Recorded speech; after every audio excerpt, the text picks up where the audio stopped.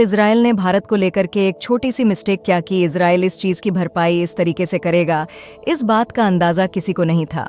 जैसा कि आप जानते होंगे कि कल इजराइल की आधिकारिक वेबसाइट पर भारत का एक मैप प्रकाशित हुआ, लेकिन उसमें पीओके का हिस्सा पाकिस्तान में दिखाया गया। जैसे ही इजराइल को यह गलती का पता चला, उसने कुछ ही सेकंड में उस मैप को अपनी वेबसाइट से हटा लिया। लेकिन कुछ घंटों बाद भारत और इजराइल के बीच एक महत्वपूर्ण संयुक्त परियोजना पर हस्ताक्षर हो गया है। इसके जरिए अब कई उन्नत तकनीक भारत के साथ साझा की जाएंगी। यह साझेदारी उस समय की जा रही है जब इजराइल चारों तरफ से युद्ध के मैदान में उतरने वाला है। सिर्फ इतना ही नहीं, बल्कि आपको ये खबर तो मिल चुकी होगी कि भारत के विदेश मंत्री एस जयशंकर जी अब पाकिस्तान जाने वाले हैं। लेकिन पाकिस्तान वो पहुंचे उससे पहले मिनिस्ट्री ऑफ एक्सटर्नल अफेयर्स ने कुछ क्लियर वार्निंग पाकिस्तान को पहले से देनी शुरू कर दी है।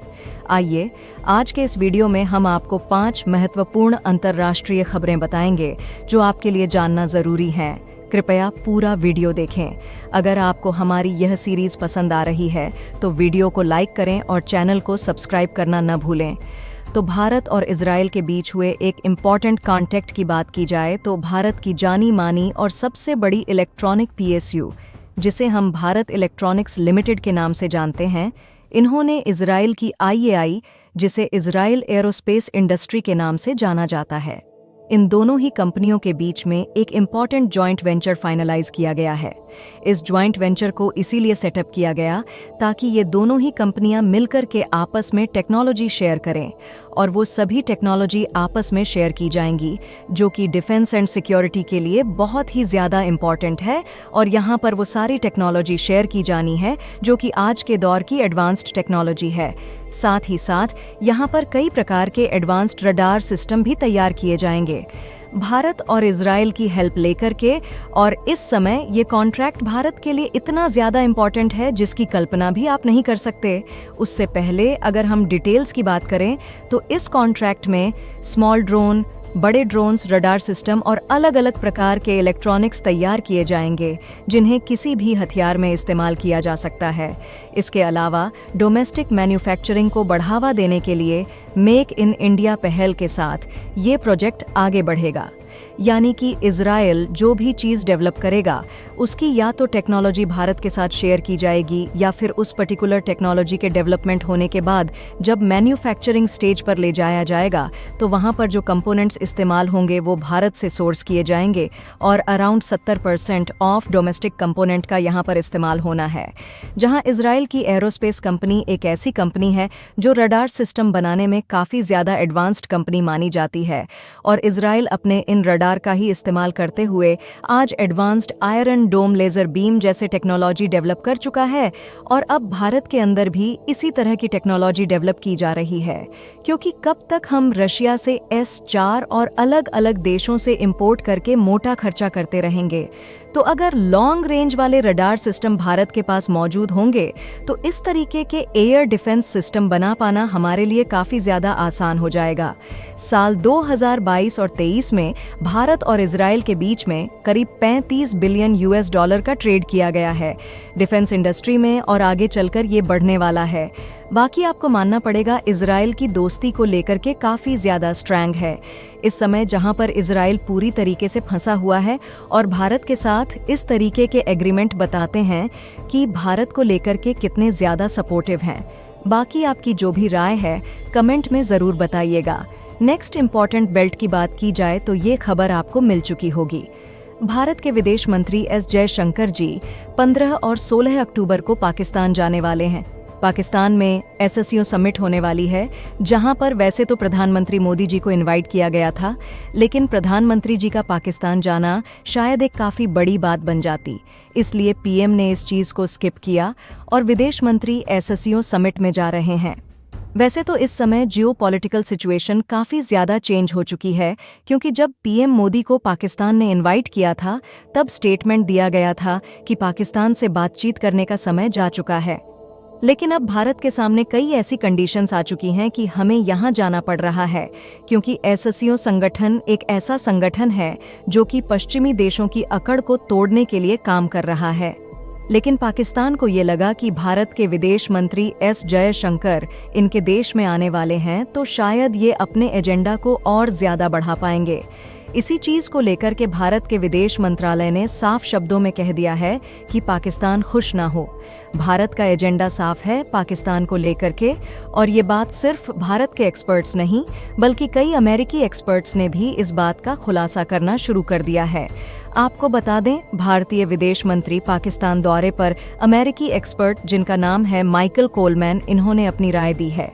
इनका कहना है कि भारत की तरफ से लिया गया काफी बड़ा स्टेप है, लेकिन उन्होंने ये भी कह दिया कि भारत और पाकिस्तान की दोस्ती के लिए इस तरीके का कोई कदम नहीं उठाया जा रहा, और पास में पाकिस्तान ने जो हरकतें की हैं, इससे नहीं लगता कि कभी भी ये दोस्ती आगे बढ़ाने के ऊपर काम करेंगे। बाकी आप खुद समझदार हैं। एससीओ के कुछ इंपॉर्टेंट प्रोटोकॉल हैं जिन्हें फॉलो करना जरूरी है। बाकी इस पर आपकी जो भी राय है कमेंट में जरूर बताइएगा।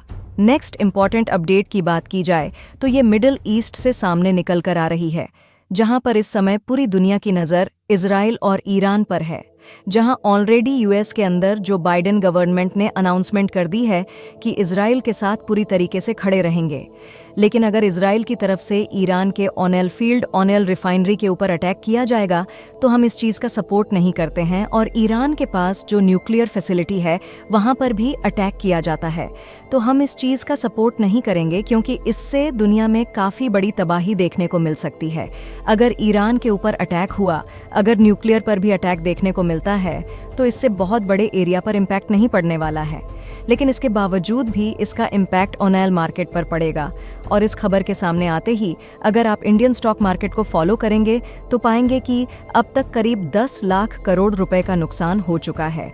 जहां पर क्रूड ऑयल का प्राइस $70 प्रति बैरल था, वो बढ़ करके $77 प्रति बैरल हो चुका है।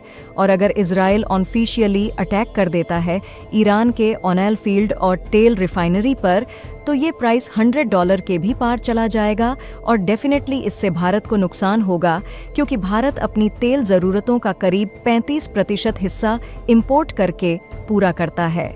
सिर्फ इतना ही नहीं बल्कि भारत को यहाँ से काफ़ी मोटी कमाई भी होती है। हम तमाम यूरोपीय देशों को भारी मात्रा में पेट्रोलियम प्रोडक्ट एक्सपोर्ट करते हैं। कच्चा तेल हम अरब देशों से मंगाते हैं, फिर उसे रिफाइन करके अलग अलग देशों में एक्सपोर्ट करते हैं, जिसके बदले भारत में विदेशी मुद्रा भंडार बढ़ा है। इस पैसे का इस्तेमाल हम अपनी ज़रूरत की चीज़ों को इंपोर्ट करने में करते हैं। लेकिन इसी चीज़ को लेकर के ट्रंप का भी बड़ा स्टेटमेंट सामने आ चुका है। ट्रंप तो ऑलरेडी क्लियर वार्निंग दे चुके हैं कि अगर हम पावर में आएंगे तो इस युद्ध को पूरी तरीके से खत्म कर देंगे। ट्रंप ने कल एक स्टेटमेंट देते हुए कहा है कि सबसे पहले ईरान के उन ठिकानों पर हमला किया जाना चाहिए जहां पर ईरान परमाणु बम बनाने की तैयारी कर रहा है। अगर ईरान के कुछ इंपॉर्टेंट लोकेशंस की बात की जाए तो जैसा कि आप मैप में देख सकते हैं, दैनिक भास्कर के रिपोर्ट में इस चीज़ का खुलासा किया गया है। ये लोकेशन है जहां पर तेहरान शहर, इरफान, शिराज, ये कुछ इंपॉर्टेंट लोकेशंस हैं जहां पर बताया जाता है कि ईरान अपने परमाणु प्रोग्राम पर काम कर रहा है। सिर्फ इतना ही नहीं बल्कि अमेरिका की तरफ से एडवांस वॉरशिप, फाइटर जेट्स और तमाम तरीके की सबमरीन तैनात करनी शुरू की जा चुकी हैं कि अगर किसी भी तरीके से हमला होता है तो अमेरिका डायरेक्ट यहां पर इन्वॉल्व हो जाएगा। लेकिन बीते शुक्रवार को एक और घटना देखने को मिली जहां पर यमन में जो हूती विद्रोही हैं उनके ऊपर अमेरिका ने हमले करने शुरू कर दिए हैं। अब तक अमेरिका ने 15 से भी ज्यादा बड़े ठिकानों पर हमला करते हुए उनके हथियारों को पूरी तरीके से नष्ट कर दिया है। और अमेरिका ने यहां पर इजराइल का बदला नहीं लिया बल्कि अपनी सेना का बदला लिया है, क्योंकि कुछ समय पहले ही हूती विद्रोहियों ने अमेरिका के एक सैन्य ड्रोन को मार गिराया था, जो कि वहां पूरी तरीके से मॉनिटरिंग कर रहा था, और कहीं ना कहीं ये इजराइल के लिए काफ़ी बड़ी मदद की जा रही थी। लेकिन अब आप डायरेक्टली कहें या फिर इनडायरेक्टली अमेरिका की इन्वॉल्वमेंट हो चुकी है, और आपको कुछ समय बाद यहाँ पर रूस इन्वॉल्व होता हुआ नजर आएगा, क्योंकि ईरान और रूस की दोस्ती सालों पुरानी है। क्योंकि जब रूस को ज़रूरत थी तो ईरान की तरफ से बड़े मात्रा में हथियार रूस को भेजे गए थे। रूस ने भी ऑलरेडी अपना कर्ज चुकाने का काम शुरू कर दिया है। बड़े transport aircraft carrier already Iran पहुंचे, उन्होंने कई प्रकार के हथियार सप्लाई किए हैं, लेकिन अभी भी रूस पूरी तरीके से यहाँ पर इन्वॉल्व नहीं हुआ है। ज़रूरत पड़ने पर रूस भी यहाँ पर इन्वॉल्व हो जाएगा। चीन भी इन्वॉल्व होगा और डेफिनेटली हमें एक बड़ा वॉर देखने को मिल सकता है और इसका असर सिर्फ इन युद्ध लड़ने वाले देशों को नहीं बल्कि पूरी दुनिया को झेलना पड़ेगा। कोशिश यही की जा रही है कि इसे रोका जाए, लेकिन अगर कुछ बड़ी ताकतें इसे रोकने की कोशिश करेंगी तो ये रुकेगा अदरवाइज पूरी दुनिया को इसकी मार झेलनी पड़ेगी। क्या कुछ राय है आपकी इस पर, हमें कमेंट में ज़रूर बताइए। यदि आपको हमारी ये वीडियो पसंद आई है तो आज के इस वीडियो को लाइक, चैनल को सब्सक्राइब ज़रूर कर लीजिए। मिलती हूँ एक नई वीडियो के साथ। जय हिंद।